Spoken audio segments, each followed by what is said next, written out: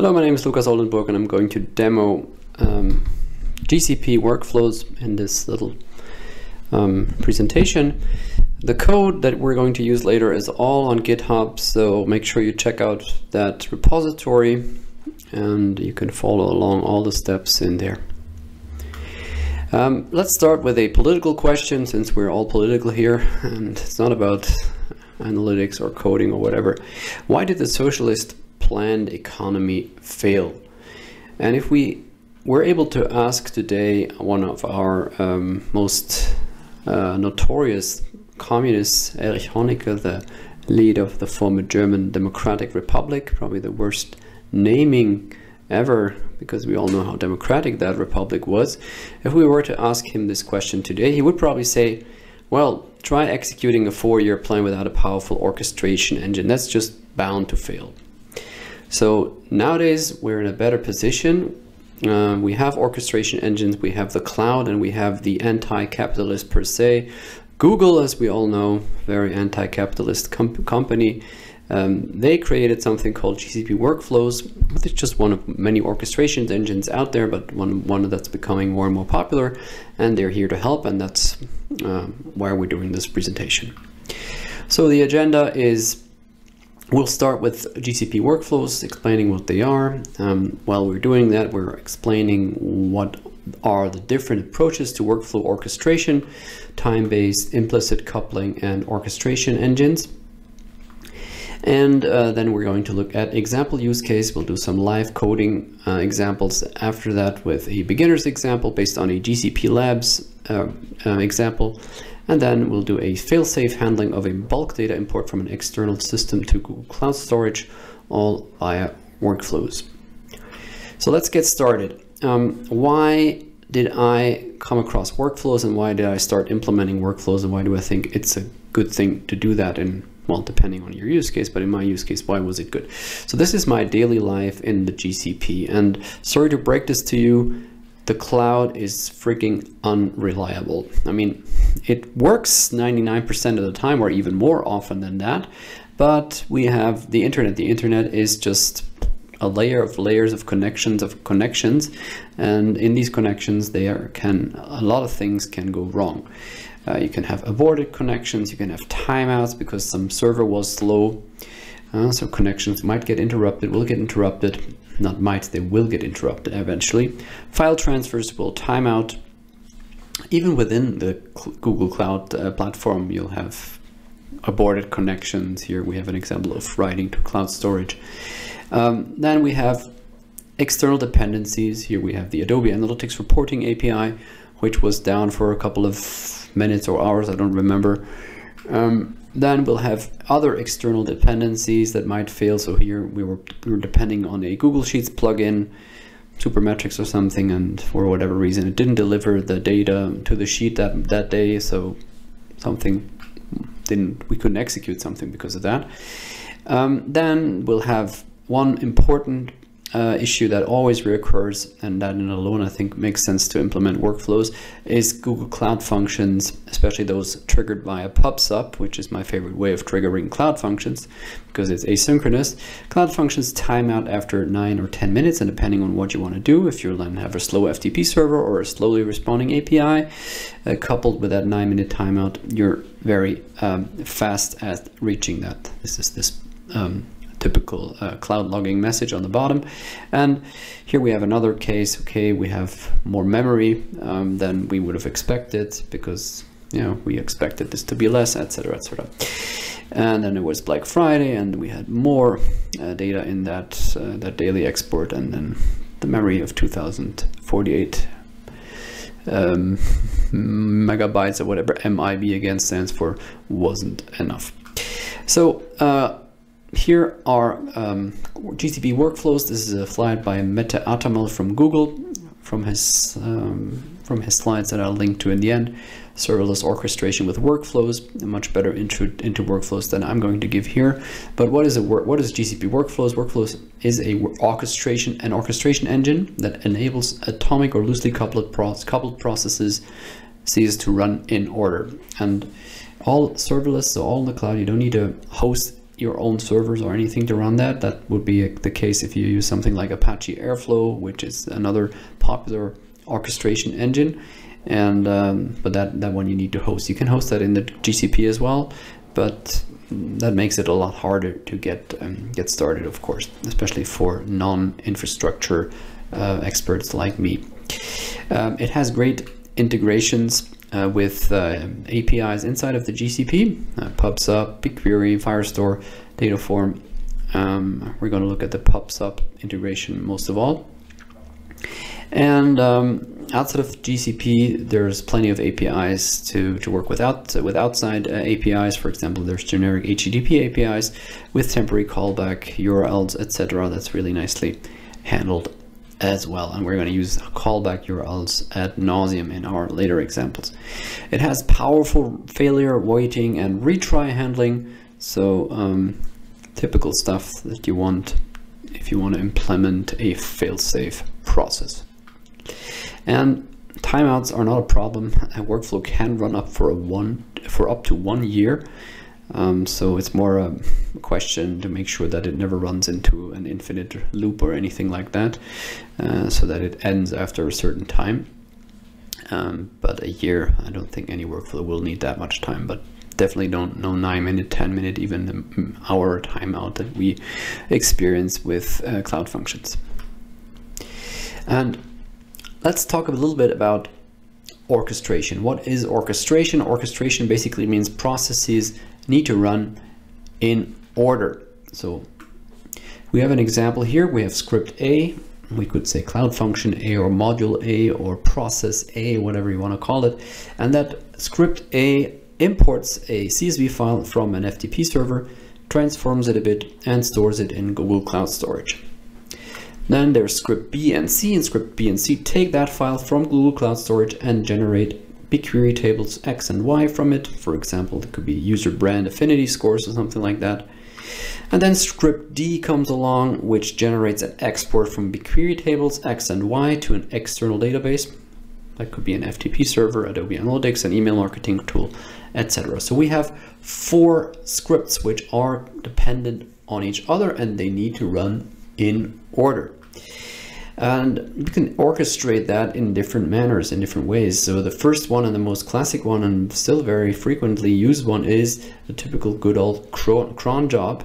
And that's still pretty good for simple stuff. And often it's a combination. And it's not like you're going to replace everything with orchestration, as we'll see later, but you're going to use orchestration as your main component, and these other orchestration means to a much lesser degree. But you might still start your workflow based on a cron job. So a cron job in Google Cloud Platform would be Cloud Scheduler, where you can schedule as many regularly running jobs or tasks as you'd like. For example, in our use case, that would be at 8 a.m. we will trigger script A. Script A is usually finished by 8:15. Then, since we know that, we can trigger script B and C at 8:30 to have a little bit of a buffer. B and C usually need 3 minutes, and thus script D is started at 8:45. And then the whole thing will run the whole thing 1 hour later again to cover it in case of late delivery, failure of A, B, or C, or whatever. So this is a very typical way of doing it. And honestly, when I started in GCP and I had the first use cases of jobs that kind of were dependent on each other, this is how I did it. And I mean, it worked decently well, but it worked decently well, and of course it's simple and explicit. You have this list of crons and you see exactly what runs when. That's all is in one place. That has its flair. So it's very explicit, very simple. The cons are, of course, it's very slow. You cannot start B directly after A, so you gotta give it a little bit of a buffer. So let's see, it usually finishes by 8:15, but what if it's done by 8:10, and we'll have to wait until 8:30 until the script B's and C's are started. So that's 20 minutes of delay that we don't really want. It's not good for handling failures. You need to build in all kind of weird code logic into B and C in case of A. In case A fails, what do we do with B and C? They're running anyway. and then they have to have some logic inside of them to check on did E actually finish what they're supposed to do, and was it today or yesterday, etc., etc. So this makes it unnecessarily complicated. That's also the third reason it's not good for handling multiple dependencies. The next way of orchestrating things is also my next stage of evolvement or evolution inside GCP. So usually I'm running a lot of cloud functions in there, and if you want one cloud function to run after the other one, you usually do something called, or I often do something called implicit coupling. And that means I'm triggering the next step from my cloud function execution code. And this doesn't have to be cloud functions only, but you can just think anything that runs directly triggers the next step once it's done. So example, as I said, cloud functions triggering other cloud functions. And so when script A is finished, it starts script B, script C, and a monitoring script M. M would then check every minute if B and C are finished, and it would restart itself when the cloud function timeout is near. You usually combine that with some firestore logic, so firestore gets an entry once B and C are done, and M checks that firestore database every minute to see if B and C are finally done. Once B and C are both finished, M triggers script D to finish things off. Pros: it's faster than the time-based approach. Script B and C can be run right and only when A finishes. It allows handling many dependencies and complexities. With code, you can do anything. Just the question is just, should you? And there's no separate component, so no orchestration tool or anything needed. It can be all in your favorite language. You don't have to learn YAML. It can all be in Python or Node.js or whatever you like. On the contra side, we have an orchestration logic that's implicit and decentralized, so it's scattered across multiple scripts. It's really hard to understand what triggers what and what runs when, and in which condition of what. So you need to go deeply into the code to understand what triggers what. And that gets very complex, especially when handling failures, restarts. It's like what happens if the monitoring script fails. So it's also not bulletproof. You're intertwining orchestration and execution logic. So what if script C or D should also be scheduled for another purpose that's not intertwined with script A, B, and D. So you're kind of putting the logic what should run after what into the thing that should run, and that's probably not the most encapsulated and abstracted infrastructure design that you would want. Infrastructure might be the wrong word here, by the way. So last but not least, we have the orchestration engine. So for example, GCP Workflows, and there will be one central place to rule them all. That's the general moniker. And here we would start a workflow. Could be via a cron job every day at 3 and 4 and 5, whatever. And that workflow triggers script A and gives script A callback URL, hence a callback URL to script A. Then the workflow waits for a certain time for the callback URL to receive a request. When the script A, which could be a cloud function, is finished, it sends a request to the callback URL with a payload that indicates success or failure. If it failed, then the workflow can either exit or retry up to n times. You could also make that dependent on the callback message.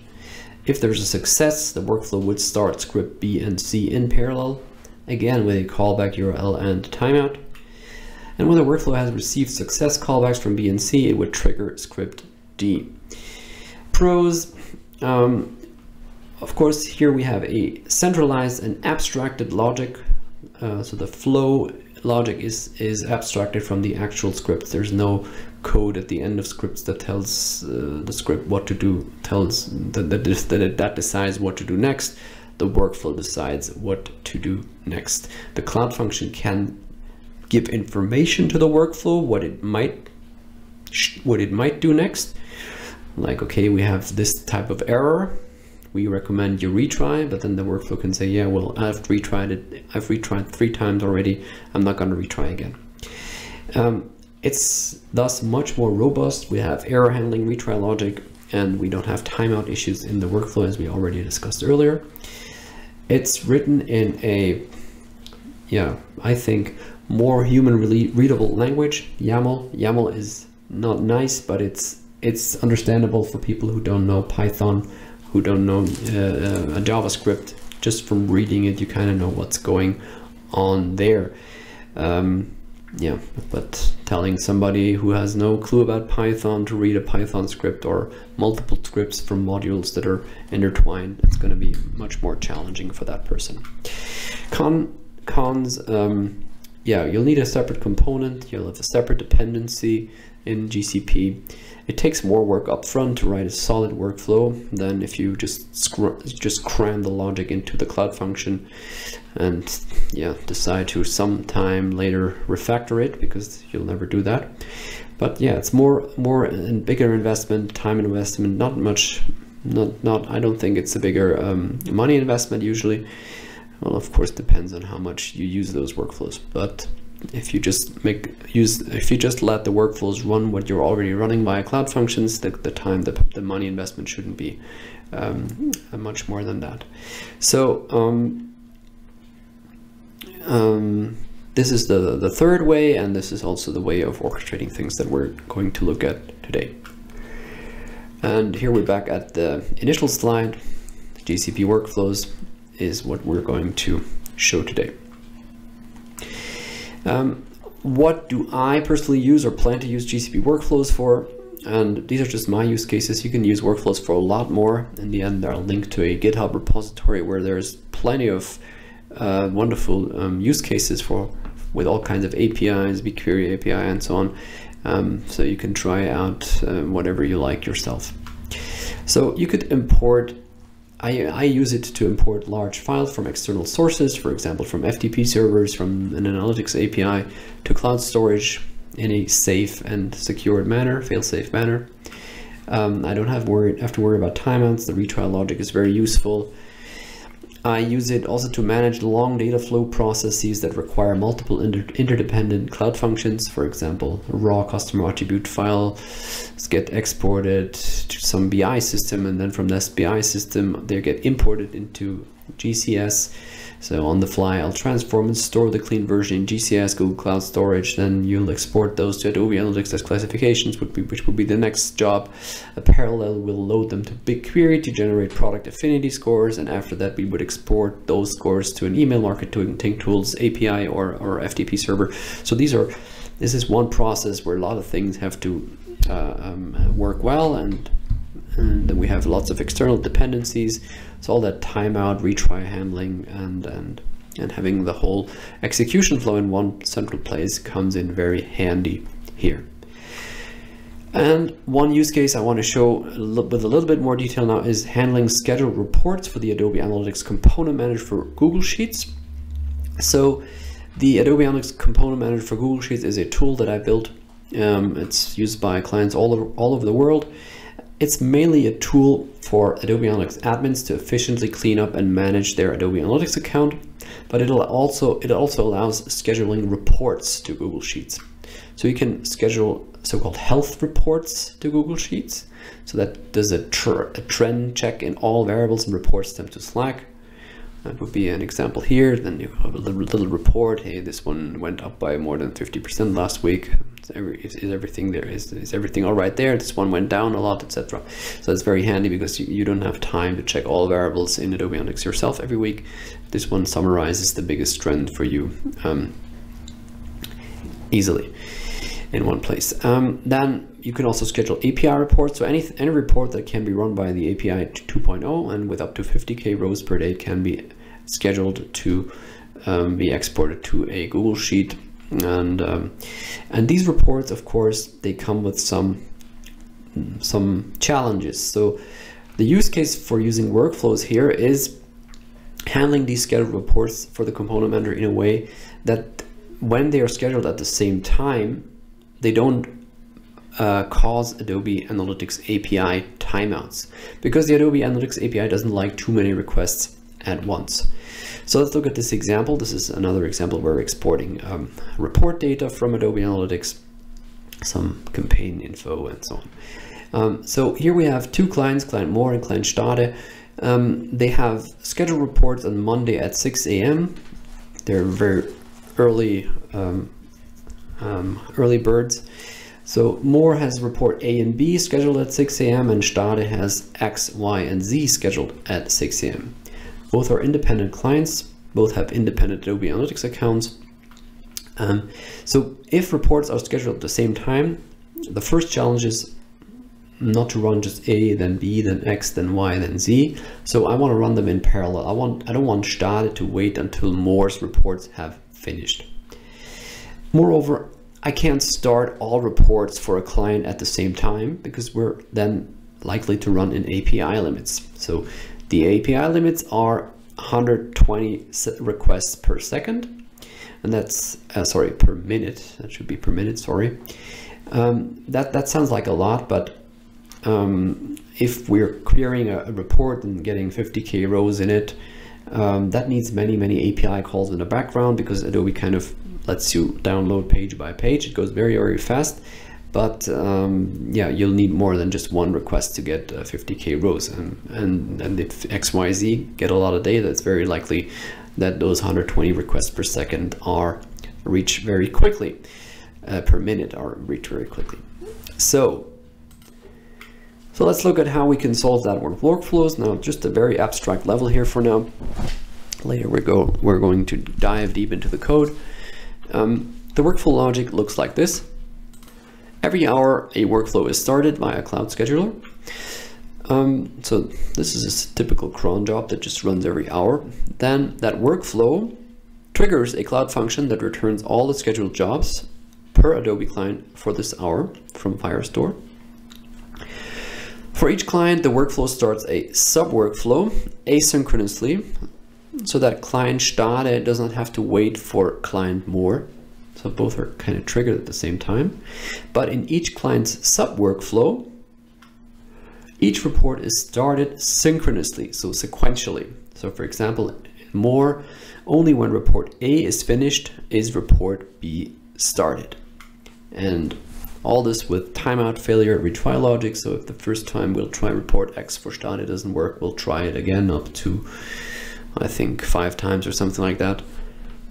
And we'll never have to worry that a cloud function might time out and the whole thing breaks. So that sounds kind of simple maybe at first, but it's really hard to impossible to accomplish that with cloud functions in Firestore logic on its own. So workflows made it possible for me to handle this in a fail-safe and solid way. And before we go into actual code of workflows, we'll look at an important topic when we talk about workflows. Those are triggers, and a workflow can be triggered in many ways. So can I, but let's talk about workflows. So you can call its URL. Each workflow has a URL. For that you need to authenticate. So if you do that in Python, you need some tools for that. I'll in the repository that I've shared with you for this presentation. There's a nice helper function that handles all that. You can, as I mentioned, you can schedule it via Cloud Schedule, just a time-based cron. So run this workflow every morning at 6 or every hour or whatever.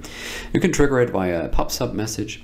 You can use event arc, which is which offers a wealth of GCP native events. For example, cloud storage file in bucket X has been created, a new document was created in Firestore collection X, a BigQuery table XYZ was created in dataset Y, etc., etc. There's really a lot of events that you can use to trigger a workflow, so that's also very handy.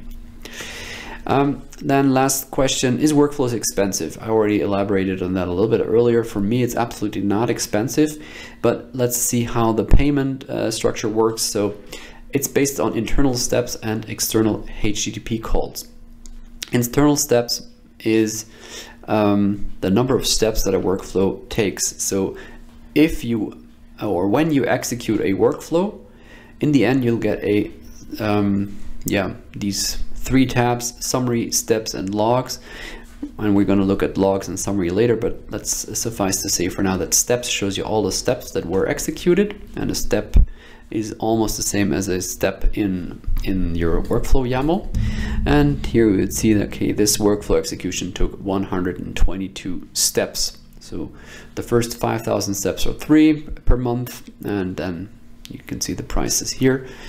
The second factor are external HTTP calls. So if you're calling external APIs from workflows like Adobe Analytics APIs or something like that, then you'll pay per call. Here the first 2,000 calls per month are also free.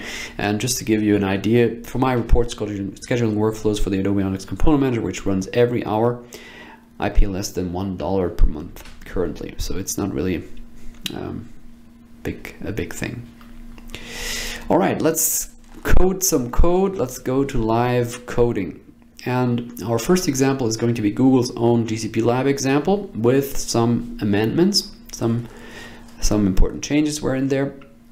I think part of the code there is a little bit outdated, didn't work all for me, so I changed it a little bit, but basically all the fame goes to Atamel, who made this original demo. And you can get the code for this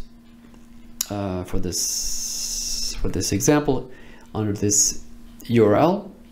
This is the original from Google, and this is my version, GCP Workflows demo kit. So go to this one, not to this one. I'm opening this now in the background. So actually I have it already open. So GCP Workflows demo, and we can click on GCP Labs example.md. This is the example that we're going to do. And let me put this to the side. And let's talk about a little bit about what we're going to do in this example. So we're going to build a workflow to connect 2 cloud functions and an external API call. So we'll have one cloud function called randomGen that generates a random number. Then we'll have another cloud function called multiply that multiplies the provided number by 2. And third, we'll have a call to the Math.js API, and that call to the Math.js API calculates the logarithm of a provided number. So these 2 cloud functions and that call are then coordinated by a workflow, and the workflow has the beautiful name workflow. So this workflow first runs that cloud function to get a random number. So the randomGen cloud function is run and generates a random number, and so this number n is returned. Then the workflow sends n to the multiply function, which I should have spelled correctly, sorry about that. And this cloud function then returns n multiplied by 2. Whoa, spelling mistake corrected. And then third, it'll send the multiply result to the Math.js API. So for example, we'll get number 4 back from here, then we'll send it to multiply, which will do 4 by 2. Multiply by 2, we'll get 8 back, and this number 8 will send to the Math.js API, and the Math.js API will calculate the logarithm of 8, the natural logarithm actually of 8, and will return the result of the Math.js API as the result of the workflow. And no, I can't calculate the natural logarithm of 8 in my head. But that's basically it, and let's look at that now. So I'll have my GitHub repository on the left side and the GCP on the right side. This is, by the way, the workflow that I was talking about that handles these schedules for my component manager. But first of all, we're going to now create a new project, and the new project is going to be called Workflow. Well, you have to call it differently because it's going to be a unique name, I guess. I'm going to call it Workflow Demo 0205 because it's the 5th of February today. And I'm going to create it. Of course, you need to enable billing and all that stuff. I'm going to dwell on this. If you've never created a Google Cloud project, then this is going to be you shouldn't start with workflows, I think. So it's building the project, or creating the project here, and I think it already has created the project. Let's select the project, and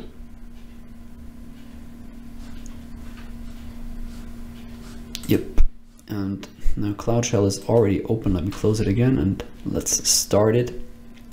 Let's activate the Cloud Shell API. For the first part of this demo, we're going to use the Cloud Shell API, and make sure you're in the right project here. If you're not in the right project, go into the project via this command, gcloud config set project, and then your project ID, for example, in this case, workflow minus demo 0205. I mean, this is not going to change anything right now. Well, I have to authorize Cloud Shell. That would have been something I would have to do anyway the first time I run something here. Okay, and we're now in this workflow demo project, and we can start. And you can just follow the steps here. So I'm just following exactly the instructions here on the left side. And I'm a bit sorry, but I'm just following Google's lead here. Google is doing everything in Cloud Shell until we're actually going to change the particular workflow. So, and it also makes it a little bit faster to get started, but of course it's not that transparent. So, but we're going to do most of the stuff in the Cloud Shell, and most of the stuff is going to be building cloud functions. And I mean, this is a workflow demo. This is not a cloud functions demo. So this demo assumes that you already have some basic knowledge about cloud functions. But first of all, what we need to do, of course, is enable a lot of APIs. So let's look at that. We're enabling the Cloud Functions API because we're going to run cloud functions. We're going to enable the Cloud Run API. I think we don't actually need this for the first part of the example, but if you want to do the last step of this example here, which I'm not showing live, but you can do it here based on this guide, then you'll need also Cloud Run. We'll enable the Workflows API, the Cloud Build API, because we need to build the cloud functions, and the Storage API, because we need to store stuff in Google Cloud Storage. So let's get started. And this should take a couple of seconds, and you see we could have enabled the workflow API, but just by going to workflows and then clicking enable. But this way is also a way to do it. If I reload this page now, this enable button should no longer be there. Yeah, now it says manage, and let's go back to Cloud Shell. So we're going to create and navigate to a directory for the first cloud function, the random gen function. So make dir, then this is a sign that we're going to do this in the users root folder, and we'll call it random gen. And then we're going to go into random gen via cd, change directory. So this is an empty directory at the moment. So we're going to create a main.py file. This is going to be the main cloud function file. And it's Python, so you'll see it just does, it's just executing a little function here, and the function just creates a random number between 1 and 100, and then returns a JSON output in the structure of random, and then the random number, for example, random colon 75. All right, so to create this, we'll run nano main.py. You can also use some other editor if you like that better. I'm not a fan of these editors in general because I always forget the shortcuts, but it's useful to know a little bit about those. So Control O saves it. Then I have to press Enter. Yeah, you see here to confirm the name of the file, and then Control X to exit. And now you would see that we'll have a main.py file in this random gen folder in which we are at the moment. Next, we're going to create the requirements.txt file, and every cloud function needs that because it contains the dependencies. Requirements.txt. It contains the dependencies, the modules that the Python engine on the Google Cloud Function platform we'll need to run what is in the Cloud Function. Here, for example, we see that we're importing the Flask module. The Flask module is not something that's provided with Python out of the box, so we need to reference it in our requirements.txt file. And it's important here that we use Flask lower than 3.0.0, at least that's the case early February 2024, because the functions framework that Cloud Functions runs on does not support Flask 3.0 yet. So requirements.txt, again, I click press Control O. Well, I'm on a Windows PC. On a Mac it's probably Command O, I don't know, you'll find it. And then Control X to exit, and now we should have these two files, main.py and requirements.txt. So we're almost done. So now we need to build the Cloud Function, and this is the command for building the Cloud Function, or let's say to deploy it. So gcloud functions deploy randomgen, the name of the Cloud Function, and then we'll just say we run it in Python 3.12, the newest Python version at the moment, and we're using a HTTP trigger and will allow unauthenticated requests, which is a bit dangerous, but it's just for the fun of it, for the demo purposes right now. So this is deploying this function, and while it's deploying, we can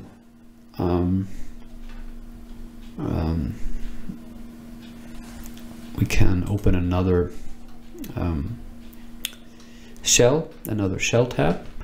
We can also follow the deployment if we want to. We can go to Cloud Functions and just look here, and we see randomgen is getting built. Let me close this here now to not get into confusion with too many shell windows open. Okay, so now the workflow demo 205, we're still in the same project, and we can build the second Cloud Function. Remember, we had one Cloud Function to generate the random number, and the second Cloud Function to multiply a number by 2. So we'll do this later once the Cloud Function is built, but let's not lose time here. So again, we're going to create another directory, we'll call it multiply, and then we're going to cd into this directory. You see we're now in the multiply directory, and we're going to build the multiply Cloud Function. Now again, we'll do nano main.py, and this is the code, and you see it's very simple. It just gets the request JSON, so the request must have some post body with data in JSON format inside of it, and then multiplies whatever is in the request JSON's input property by 2, and then returns that in another JSON where the first and only property is multiplied, and then the value of that property is whatever the result of 2 times the input number is. And then we're saving this again with Control O, Control X, and then we'll again do requirements txt, and we'll use the same requirements here. We again need Flask, so again Control O, enter, Control X, and we're deploying this again via gcloud functions deploy, and this function is called multiply. The rest is the same. So let's see how far we are with the deployment, and it looks like we have successfully deployed that first Cloud Function, and now we can test this Cloud Function. We can actually go look at the Cloud Function here, and you see the second one, multiply is still built, and the randomgen is already built. So we can either do what Google is describing here, but that's kind of shell overkill. No, maybe not overkill, but maybe if you're not very deeply befriended with the shell, then this might seem a bit weird to you. So let me show you what we're actually going to do. So we're going to trigger, and here on the trigger we see the trigger URL. So we'll see the actual URL of that Cloud Function. So we can run that or open that URL, and we see it returns random 84, random 71, random 49.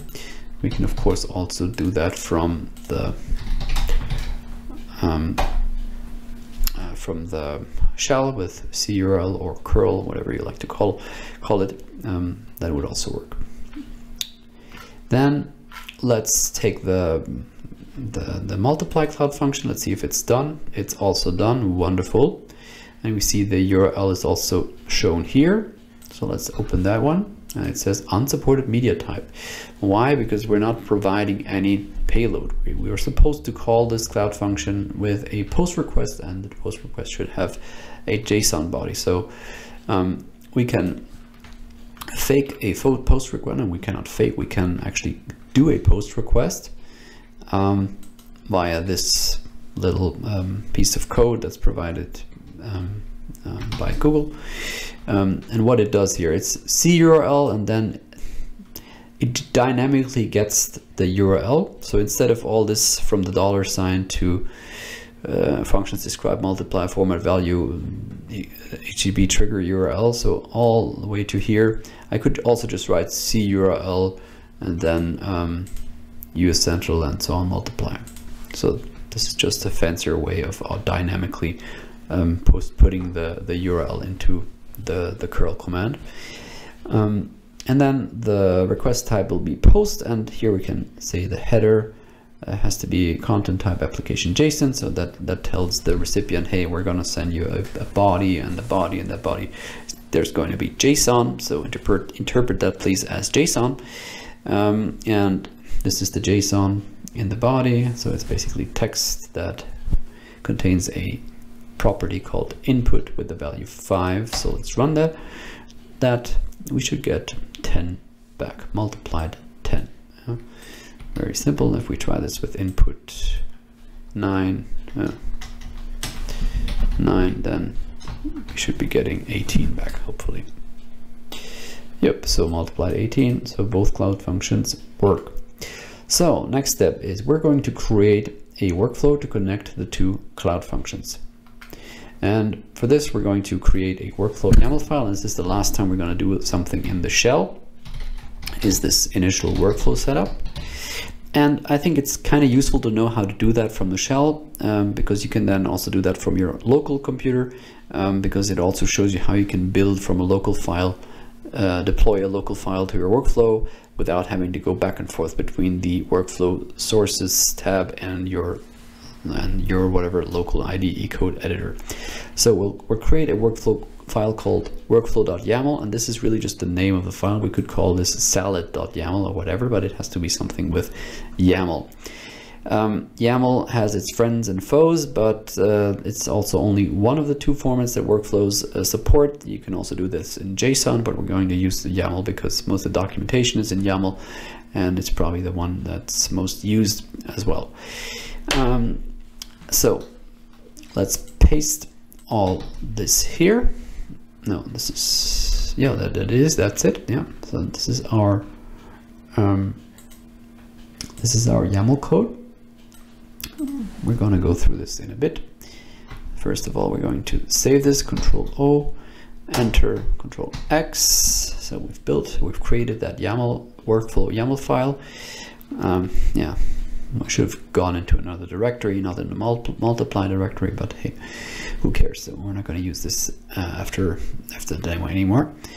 So we're going to now deploy that first workflow, and that shows you how you can deploy a workflow from a local file. So gcloud workflows, deploy workflow, and then source, and the two dashes mean this is a parameter, and the value of that parameter should be workflow.yaml. So we're going to deploy the code that's in this workflow.yaml file as the source of the workflow that we're going to deploy now. So let's do that.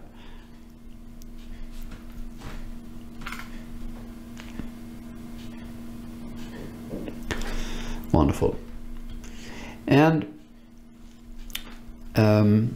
yeah, we could now do all these things here as well. You can now describe the workflow and see the execution ID, etc. All right, let's do this. So of course, sorry, we have to execute we can now execute the workflow from the shell. Let's do that. Let's execute it, and then we'll get an execution ID. Here, A7 something, and it already tells us what we need to use to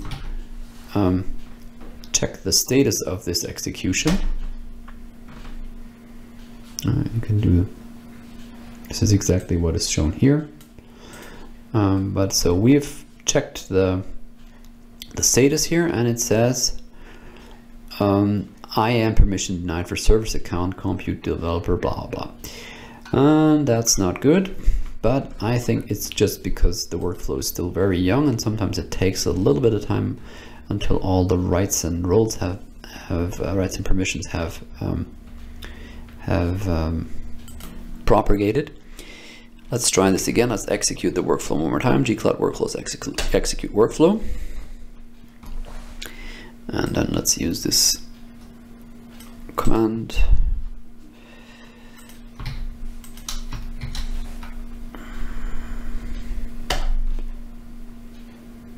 And this time it succeeded, so it was just really, we just executed a little bit too fast, and now that shouldn't be a problem anymore. So it said succeeded somewhere. Where was that?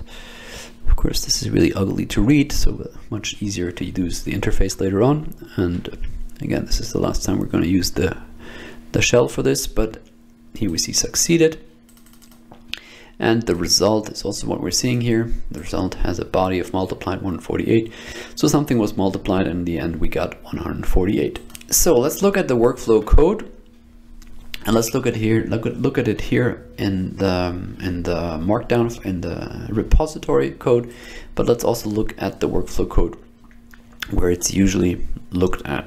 So we're going to workflows and then workflows. If you don't see this pinned here, just search for workflows and you'll find it. So let's go to workflows, and we'll see that we can actually close this now, that we have a wonderful workflow called workflow. Again, this is just a name. We could have called this salad or sausage. And we see that it has already executed twice. The first time it failed. That's the failure we also saw in the console, because we didn't have the full rights yet. But shortly after, we did have the rights, and the execution succeeded. And this is the execution ID. And if we click on it, we see a nice little summary. And also a visualization of the code of the workflow that is run. So here we see input and output. Input is something that you can pass on to the workflow. We're going to use that ad nauseum with our second example. And the output is whatever is returned by that workflow. So in the end of a workflow, you usually have a return something, a step. So these dash space and then something is a step. Well, this workflow is 1, 2, 3, 4, 5 steps. 1, 2, 3, 4, 5 steps. Exactly what you're seeing here on the right side. And this return result should have a return something statement. Of course, you can return somewhere in between as well, depending on your execution logic. That might make sense. Here we have a very linear, simple flow. So the last step is also the return step. And we're returning the multiply result, and the multiply result is the response to the second cloud function of the multiply cloud function. So let's go through the step by step. First, we're assigning some variables. So assign is the keyword that now we're going to declare some variables. We're declaring the variable called region and a variable called project. And the step for this is called get region and project. Maybe assign region and project is better, but let's not dwell on this. So here we have a command called sys.getEnv, and then Google Cloud Location and Google Cloud Project ID. Those are two of several reserved names and so-called environment variables. If you're working with cloud functions and Python, you're probably familiar with the term environment variables, and those always give you the current project ID and the location of the current project. So in this case, US Central 1, and the cloud project ID, the Google Cloud Project ID in this case would be Workflow Demo 0205. So on those two, we're assigning to region and project. Then we're going to the next step. It's called a random gen function. Here we're calling via HTTP GET an external or internal URL. In this case, we're calling a URL that's constructed like this, and let's make this a little bit bigger.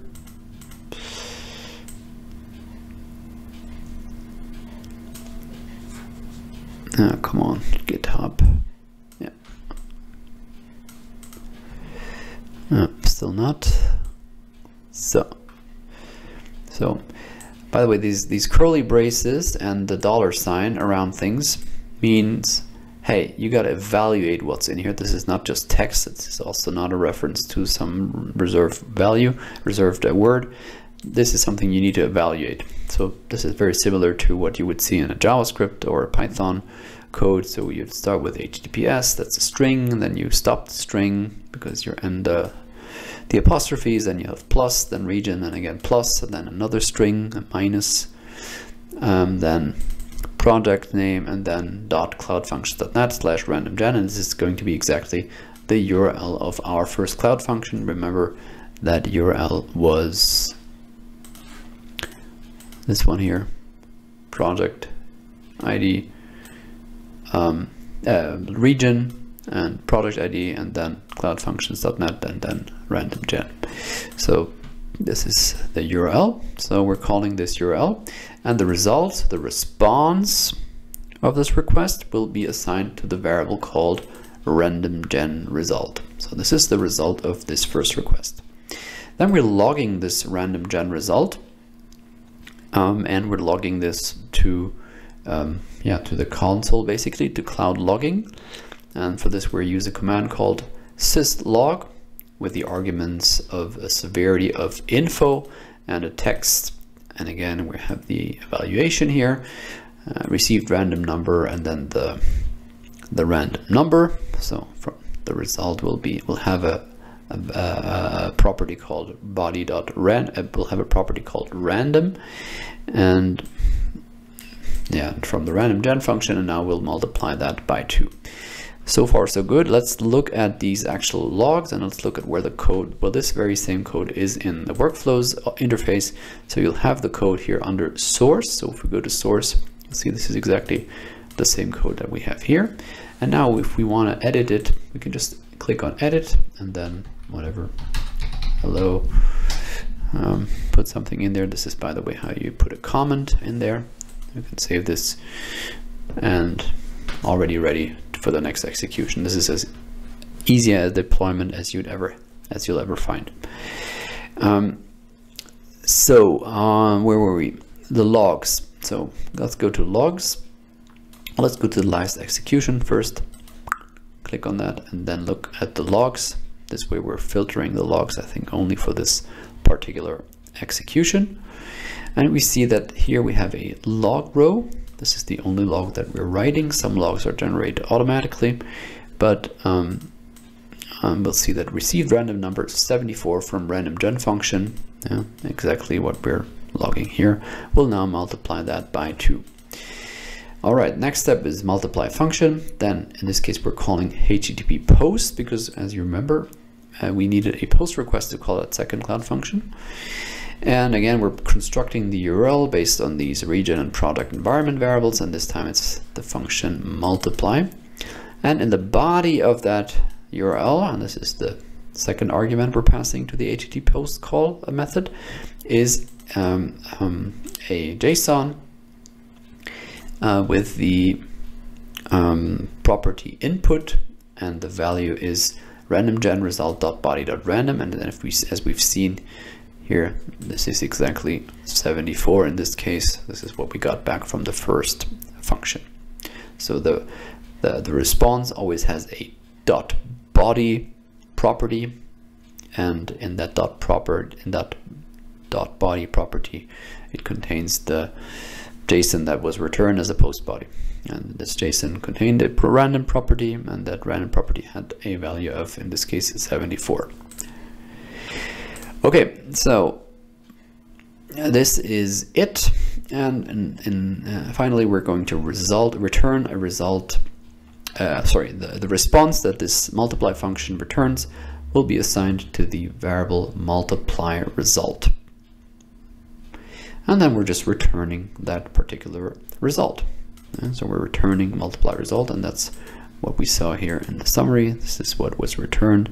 The multiply result is the full response, so we'll see the body multiplied and then that the JSON that the second cloud function returns, and then the status code and all kinds of other request specific information. And that's basically it. So if we had a nicer workflow, we would probably not just we would probably not return the whole output. We'll just return that particular number. So we would just return multiply result dot body dot random dot multiplied, and then some text around it. But our cloud function is not, our workflow is not done yet. So next up is the external API, and Math.js, an API that probably everybody of you uses every day. Now, seriously, you can send requests there, and in the get part, so in the query string parameters, you can provide some functions, some expressions. So you start it with expr equals, and then whatever you want to have evaluated. In this case, I want the logarithm of 56. I could also do something like sum 56 and 3, and that should return, I think, 59. So of course you have to know what the particular commands are. In this case, we know it. We know that with log something we'll get the logarithm back. It's actually the natural logarithm, but I'm not a math genius, so I have no clue why this is called log and not ln. At least that's what I learned at school, that the natural logarithm should be called ln, but maybe it's different in English speaking areas. So, all right, completely forgot my maths. That's probably the likelier reason. So here we have a new step now, and we're going to add that step to our workflow in a bit. So this new step is going to be called logarithm function. It calls again HTTP get, because we're calling a URL via get with query string parameters, and here the URL is the Math.js API URL, and as the query string, that's the second argument, we're adding a parameter called expr. You see, expr, and the value is going to be log bracket, and then we're stringifying the multiply result of the multiply function. We could actually just write no, we have to do it like this. So we're getting that particular number that was multiplied, that the multiply result. We're providing the result of the multiply function, which is some number, and then we're closing the brackets again, and we're also closing our statement here. Again, remember the $sign and the curly brackets, and again we're assigning the response of that API to the logarithm result variable, and in the end we're just returning the logarithm result. So let's copy that, go into our workflow, and go to source, click on edit, replace that, we're just adding this part, then save, and now we're ready for execution. Let's execute, and let's click on execute, and it's running,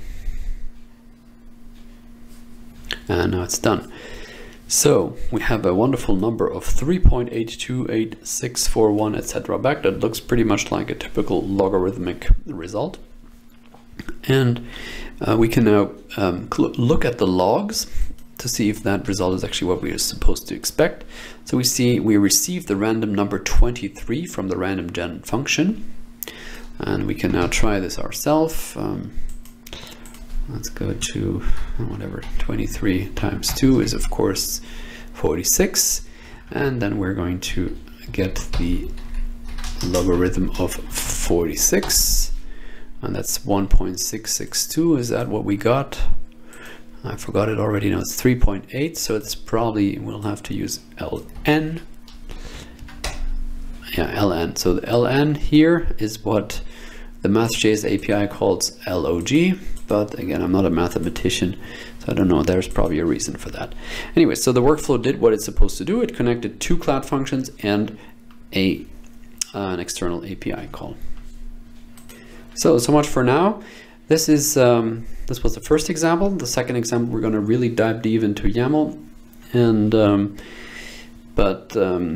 if you prefer exploring workflows yourself by now, then I really recommend you look at these links here. There's a syntax reference, there's a cheat sheet for the syntax even, and there's a nice GitHub repo with plenty of examples. So if you don't like my example because you don't work with external FTP servers and you don't work with PubSub, then you might want to check out one of these other examples. So feel free to do that.